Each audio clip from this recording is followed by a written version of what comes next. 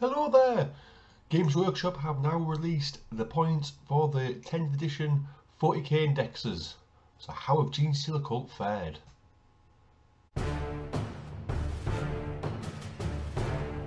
Hello there and welcome back to Purple Knight Games.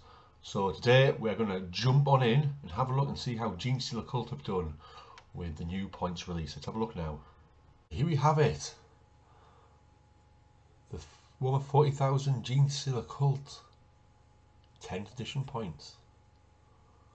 And first of all, it's just to notice how the squads are broken down. There's no war gear options, and you're very limited in squads. It's not a case of having between 5 and 10. So I used to often have 6 Genestealers as a squad. There's none of that anymore. So we're gonna have a look through this. We'll start at the top with Aberrant. So just a quick thing is there. I don't dislike it. I think it makes making lists so much quicker because you don't have to factor in all the war gear. And that's what I think it's what it's made for, making lists quickly, which you can do. But it also means you can't just spam cheap units, and it's going to benefit units that are very heavy in war gear, like Space Marines and Tau. But we'll have to see. It's a new edition. It's a new way of playing the game. I'm not gonna pass too much judgment on until we have played more. Actually played a 10th edition game. I still haven't played a game yet, and actually seen how the game flows and see how this affects the units you put on the board. But we're gonna have a look through and see what the points are anyway. So Aberrant, so 5 models, 165 points. Over 10 models, 330 points. These are a bit expensive. So 33 points a model. Now, I did expect these to be a bit pricey because they are now toughness 6. They've got feel no pain. Again, they've got a rule to limit the ability to wound with higher strength weaponry. They've got extra attacks, what they used to have. So they're going to be expensive. They weren't going to be like they were before. And to be fair, in a lot of 9th edition, before the points changed for Arcs of Omen, they were about this price anyway. They were over 300 points. But you get much more now. So I think they feel a little bit expensive, especially considering a unit of Terminators, albeit a unit 10 Terminators is 390 points. So they do feel very expensive, but they will hit hard, especially unit 10 of them. And I think the price is okay. Looking at the Abominant though, below, 75 points. That's a big drop. That is cheap. Have that leading the Aberrants is going to be good. It's going to be quite a strong squad. I think it's going to be a theme with characters being cheap. So just 75 points for Abominant, considering when it's first destroyed, it comes back at a 2+. That is pretty strong. So Clear's Ridge Runners, 75 points for a singular one, or for 2 models in a unit, 150 points. You used to have 3. You could have up to 3 in a squadron before. Now it's only 2. And I think it's mostly because of the smoke stratagem, because it's only one in the unit that needs to use the smoke stratagem of the whole unit to get it. So it's probably to limit the abuse of that. I would think. 75 points medal for a Ridge Runner for 152. They're well priced. They've got some good rules. They have got some good war gear. So I think they're well priced. If anything, I think they're slightly cheap, but I think they're good. It's in the bread and butter of things. Acolyte hybrids. So 5 models, 75 points. 10 models, 150 points.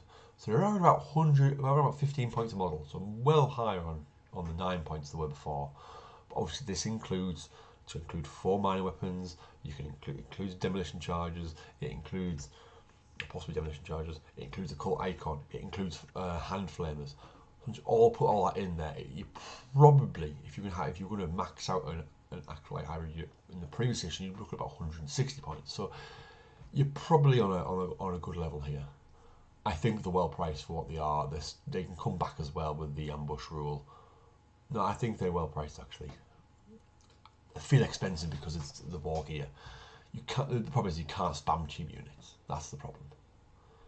Icon Ward, 50 points. Bit of a small, a drop by 20 points. Yeah. Again, I think it's a good value. The fact you have multiple of these guys now, and they give the whole unit 5+ feel no pain. It's brilliant, and you get to, as a one-off, you get to save and redeploy a ambush marker. So yeah, I think 50 points. Yeah, good. Atlan Jackals, 5 models 80 points, or 10 models 160 points. Again, if you're going to max out a unit previously for 5 models, you're looking at around about 90 points. So they've actually dropped a little bit there. They've lost abilities, but then again, they are quite useful. They are quite useful unit. They've gained the ability to give mortal wounds. Yeah, I think they're about right priced. 80 points, 5. I think is a good price. 160 for 10. Yeah, they're comparable, aren't they? Comparable. I mean, only 10 points more to have 10 jackals than it is to have 10 hybrids. So yeah, they're a good price. Biophagus. Now this is the only character I believe actually got enough points. It was previously 40, it's now 50. However, the buffs it gives your units, giving them lethal attacks and also once per battle anti-infantry +2, it's worth it.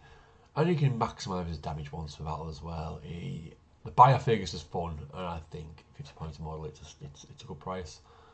The Clamavus, it's sort of the forgotten character of the cult list. I don't know how many people take them, but you know, they do provide screening. They're not an awful character to have. It's just hard to fit in with other characters. Other characters seem to give you a lot more and a lot better abilities, especially as leaders, than the Clamavus. But 40 points, if you have 40 points left over, you may as well stick him in. You know what I mean? It's one of those sort of things, one of those sort of areas. So yeah, 40 points is a good price. Now this is where I start to get a bit salty. So the Goliath Rock Grinder, 155 points for essentially a transport with the big grinding dozer blade in the front. 155 points. Now that does include either a heavy silent cannon or a heavy mining laser, or even a clearance incinerator. It's a bit on the high side, but it can be very handy in combat and for supporting whatever troops you get forward with it. But it has lost rugged vehicle. I think it's a bit on the high side. Now this is where the salt really hits the fan, as it were. The Goliath truck, 110 points. Now this one really annoys me. One, Goliath trucks are very useful for a cult. I use them a lot. I use them a lot in 9th edition. In fact, every battle. 110 points. Let's put this into some perspective. A Chimera is 85 points. A Rhino is 85 points. A Raider is 90 points. Now these have no rare weapons. These also, they don't have as good fire and deck. The Rhino and the Raider both get the faction detachment ability, whereas the Goliath trucks don't. I don't understand it. I don't understand why Goliath trucks are so expensive.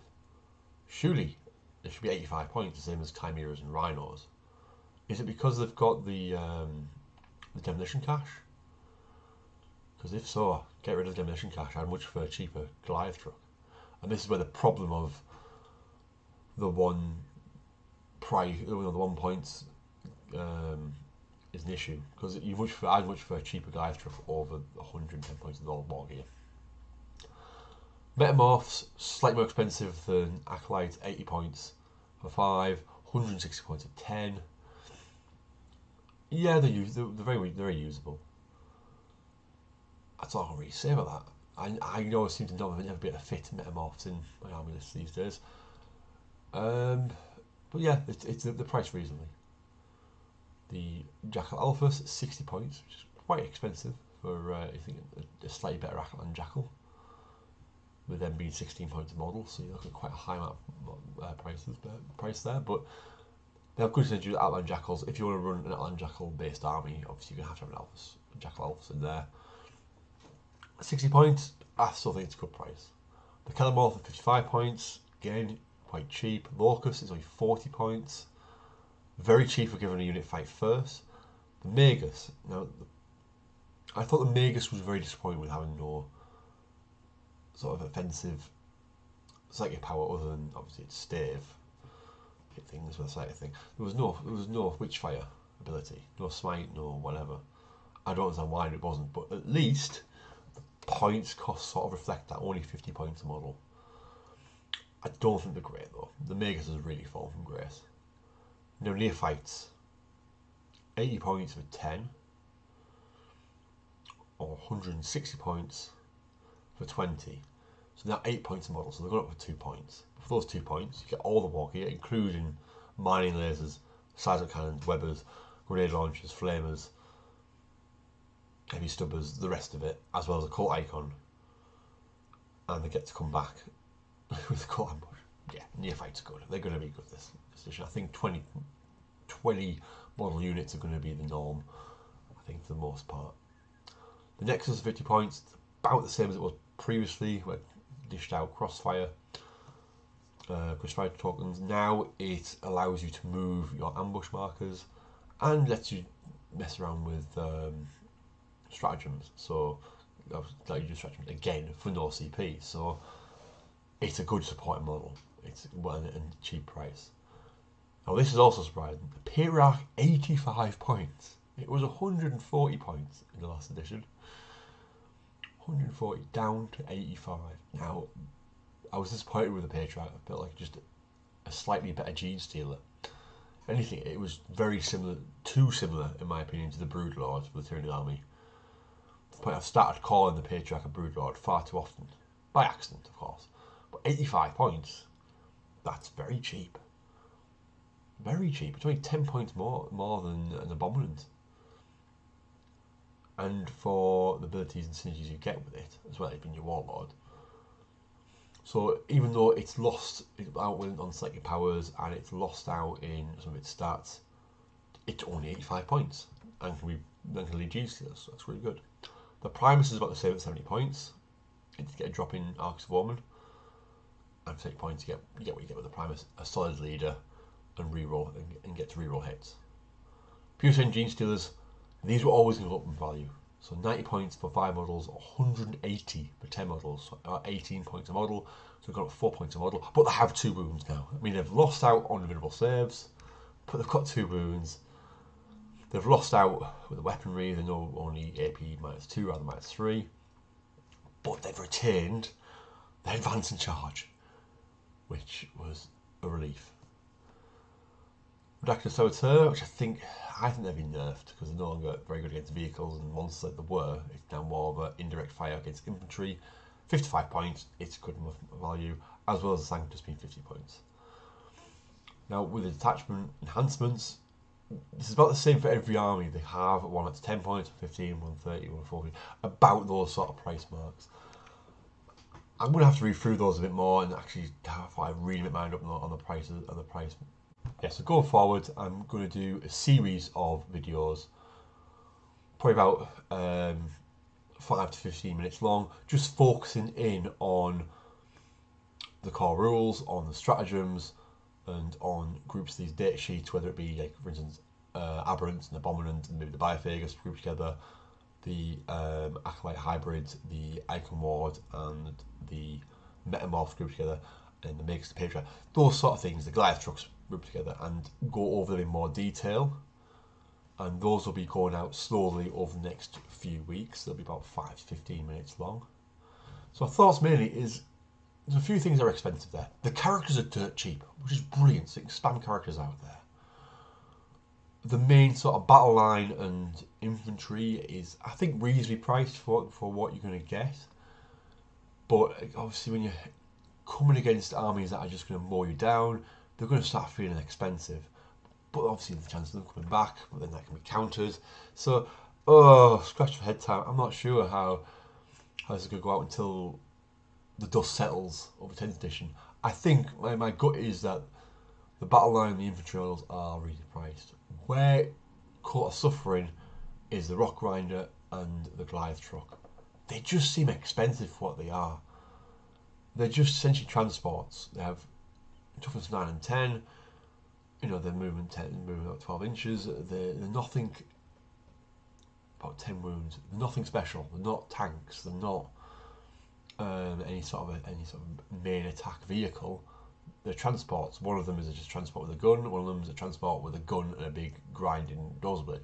Just going wrong, it is awesome, the rock grinder. I think it'll do really well with tank shock. But to give you 155 points, probably that can probably be justified. But Goliath truck, 110 points. That's where the salt has been. It really has. But on the whole, I think if you take that, the transports are more expensive, the characters are dirt cheap, and the inventory is about reasonably priced. Some of the models I think are a little bit cheap, and some of the models are just mostly reasonable. Some of them maybe on the slight cheaper side if you're going to max them out. And then you've got things like the Aberrants, which on the Twitch pricey side, but I think they will be worth it. So you get a lot of a big chunk in the middle, and then you have transports on the bad sort of side, and on the good sort of side you get cheap characters. So overall, on the balance of things, I think Genestealer Cults are well priced. The points values are pretty good, but it's going to take time before that really comes, before the veil is unveiled and we know for sure how the points cost go. So let's see how 10th edition goes really. Like I say, we're already in the very, very early stages now. These are just the indexes. We're not even near codexes yet, so yeah, let's see how they go. But yeah, so far, so good. We're not doing too bad at all. I think the Farmed Emperor is quietly pleased with this one. So yeah, watch out for the videos going out soon, and if you want to look at my video for going over the full index 10th edition, it'll be appearing over here or over here at the moment. Please check that video out. Thank you very much for watching. Have a great day, and I'll see you again soon. Goodbye.